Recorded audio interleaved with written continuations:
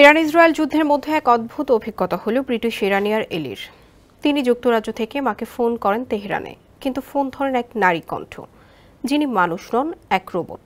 ওই কণ্ঠ বলে, হ্যালো, কে ফোন করছেন? আমি অ্যালিসিয়া। আপনি কি আমাকে চেনেন? 44 বছর বয়সী এলি বলেন, আমি বুঝতেই পারছিলাম না কি হচ্ছে।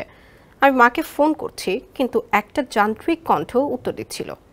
এলি একা নন, যুক্তরাজ্য ও যুক্তরাষ্ট্রে থাকা আরও 9 জন ইরানি জানিয়েছেন তারা একই রকম অভিজ্ঞতার মুখে পড়েছেন। তাদের দাবি, ইসরায়েল হামলা শুরু করার পর থেকে পরিবারের সঙ্গে যোগাযোগ করতে গেলে মাঝে মধ্যেই এমন রোবট কণ্ঠ ফোন ধরছে। বিশেষজ্ঞরা বলছেন, এটি হতে পারে কম মানের কৃত্রিম বুদ্ধিমত্তা প্রযুক্তি বা আগে রেকর্ড করা বার্তা। স্যান্ডেলিনা সো, রূপচর্চায় আভিজাত্য। তবে কারা এই বার্তা দিচ্ছে তা এখনও পরিষ্কার নয়। 5 জন বিশেষজ্ঞের মধ্যে 4 জন মনে করেন এটি ইরান সরকারের কাজ।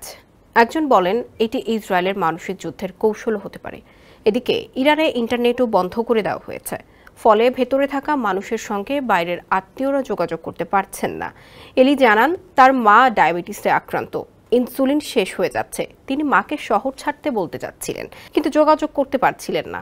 শেষে তিনি এক পরিচিত ব্যক্তির সাহায্যে সীমান্তে থাকা এক ব্যক্তির মাধ্যমে কথা বলেন। ওই ব্যক্তি তুর্কি ও ইরানি দুটি সিম ব্যবহার করেন। তিনি এলির মাকে ফোন দেন, তারপর সেটি তুর্কি নম্বরে ফরওয়ার্ড করে এলির সঙ্গে কথা বলান।